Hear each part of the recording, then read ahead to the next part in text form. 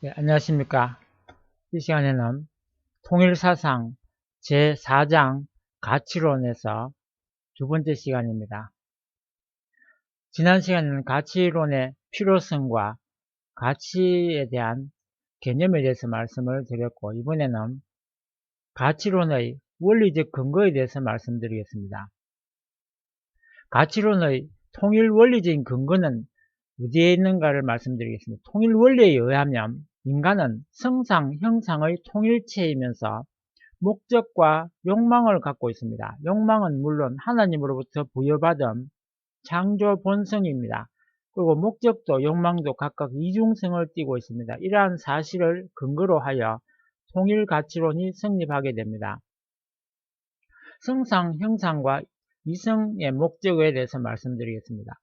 창조된 인간에게는 일정한 피조 목적이 주어져 있습니다. 그런데 이러한 피조 목적을 지닌 인간은 이성성상의 중화체요 통일체입니다.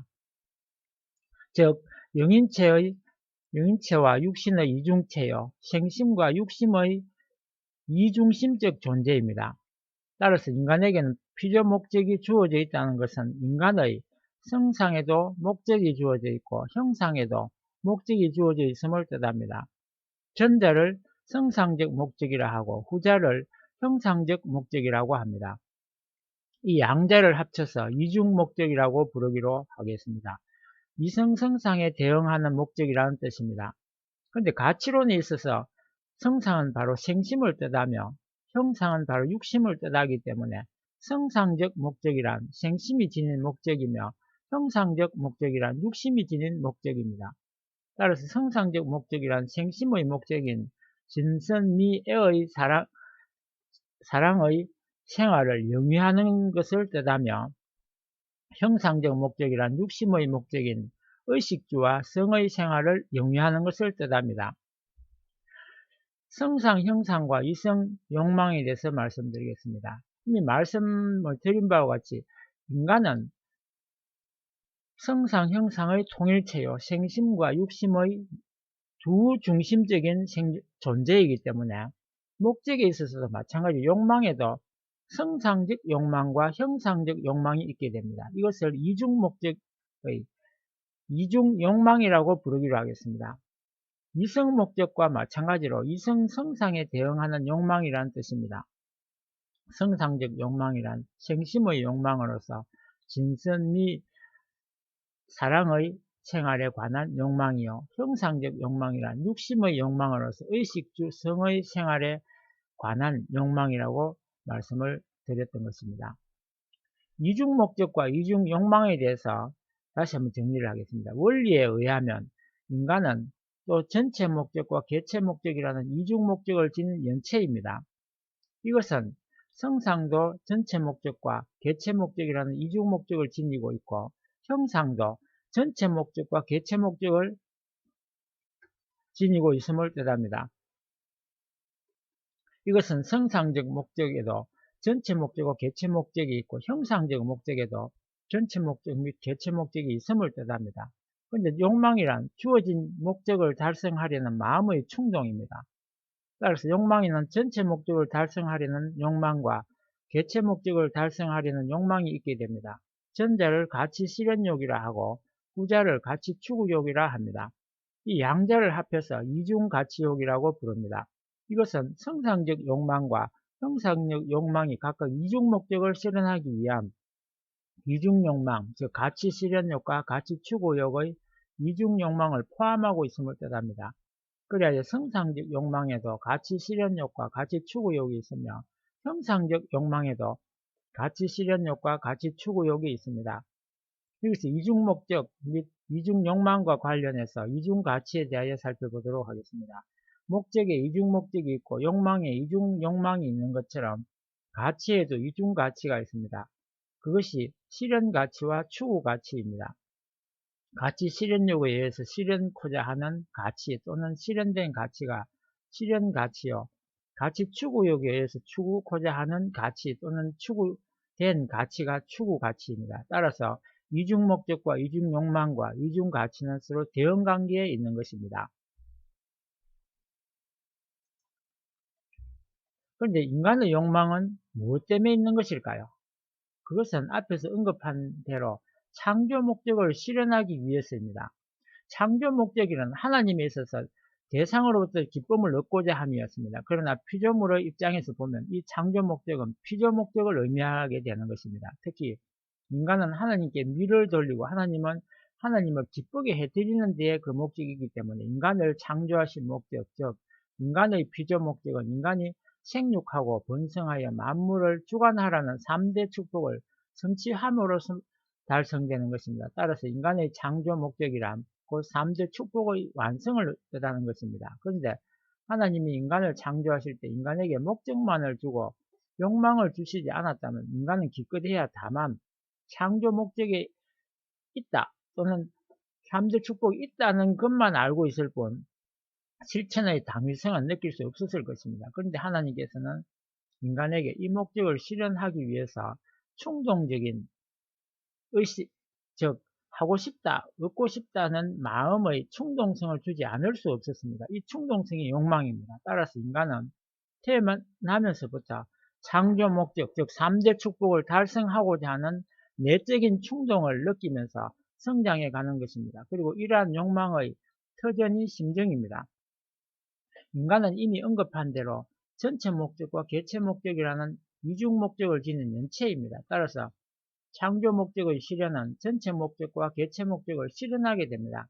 인간의 전체 목적이란 참 사랑을 실현하는 것, 즉 가정, 사회, 민족, 국가, 세계, 그리고 궁극적으로는 인류의 부모인 하나님에게 봉사하는 것이며 인류와 하나님을 기쁘게 해드리고자 하는 것입니다. 그리고 개체 목적이란 개체가 그 자체의 성장과 기쁨을 얻고자 하는 것입니다. 인간뿐만 아니라 만물도 모두 전체를 위하는 목적과 개체를 위하는 목적의 이중 목적을 가지고 있습니다. 이것이 창조 목적의 이중성, 즉 피조 목적의 이중성입니다. 만물과 인간은 창조 목적을 달성하는 데 있어서 그 방법이 다릅니다.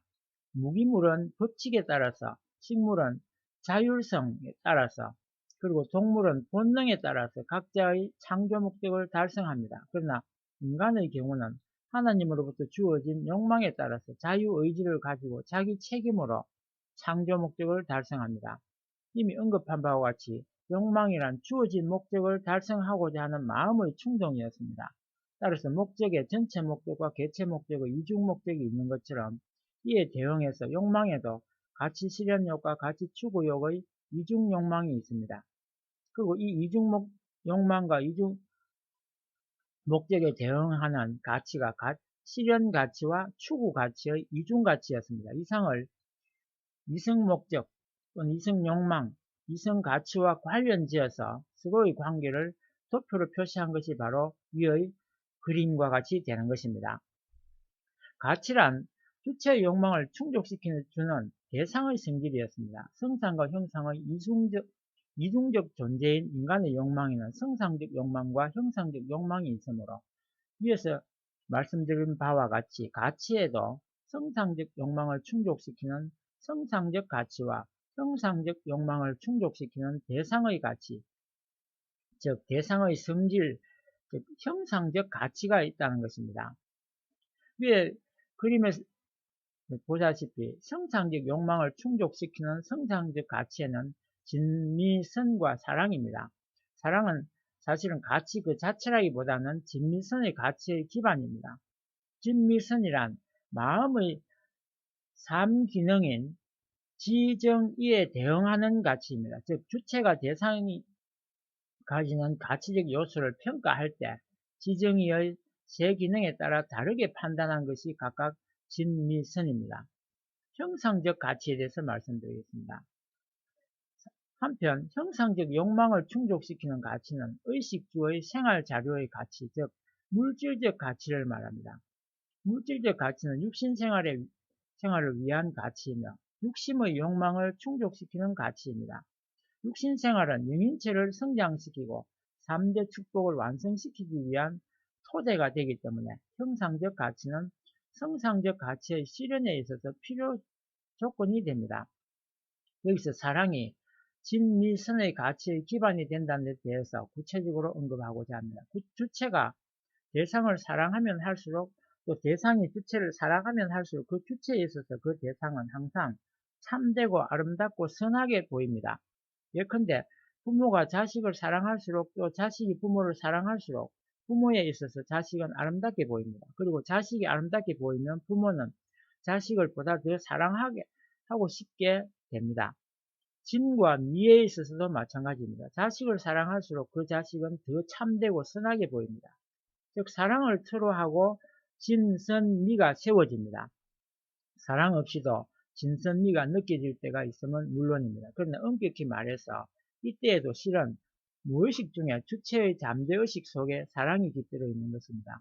이와 같이 사랑은 가치의 원천이며 기반이 됩니다. 사랑이 없으면 참된 가치는 나타나지 않기 때문입니다. 따라서 우리들이 하나님의 심정을 체휼하고 사랑의 생활을 하게 되면 오늘날까지 경험한 것보다 훨씬 더 빛나는 가치를 체험하거나 실현할 수가 있게 됩니다. 이상에서 가치에는 성상적 가치와 형상적 가치가 있음을 밝혔는데 본 가치론에서는 주로 성상적 가치만을 다루기로 하겠습니다. 가치에는 대상이 지니고 있는 성질로서의 가치와 주체와 대상 사이에 결정되는 가치의 두 가지가 있습니다. 전자를 잠재적 가치라 하고 후자를 현실적 가치라고 합니다. 위에서 주체의 욕망을 충족시켜주는 대상의 성질이 가치라고 한 것은 바로 잠재적 가치를 말하는 것입니다. 그런데 가치는 현실적으로 반드시 평가되는 것이며 이때의 평가는 주체와 대상 사이의 수수작용에 의해서 이루어집니다. 이 평가에 의해서 결정되는 가치가 현실적 가치입니다. 그런데 잠재적 가치, 즉 대상이 지닌 성질이란 가치의 본질적 요소로서 대상이 지닌 내용, 속성, 조건 등을 말합니다. 즉 미나 선이나 진의 가치는 그 자체로서 대상에게 주어져 있는 것이 아니라 그러한 가치가 될 수 있는 요소로서 대상의 내부에 잠재해 있는 것입니다. 이것이 대상이 지니고 있는 잠재적 가치입니다.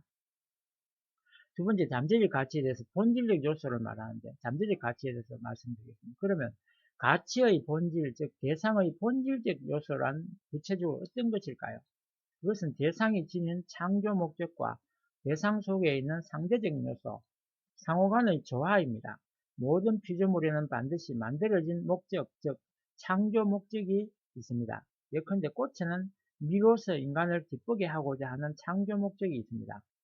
하나님이 만드신 것뿐만 아니라 인간이 만든 예술작품이나 상품의 경우에도 반드시 제작된 목적이 있습니다. 그리고 상대적 요소의 조화란 주체적 요소와 대상적 요소의 조화를 말합니다. 만물은 개성진리체이기 때문에 원상을 닮아서 반드시 그 내부의 성상과 형상, 양성과 음성, 주요소와 종요소 등의 주체적 요소와 대상적 요소의 상대적 요소가 깃들어 있습니다. 이 상대적 요소 사이에는 반드시 수수작용에 의한 조화가 나타납니다. 이때의 수수작용은 대비형의 수수작용입니다. 이래하여 창조 목적을 중심으로 상대적 요소가 조화를 이루고 있는 상태, 그것이 바로 가치의 본질입니다. 이상 말씀을 마치고 다음 시간에는 현실적 가치의 결정과 가치 기준에 대해서 말씀을 드리기로 하겠습니다. 끝까지 들어주셔서 감사합니다.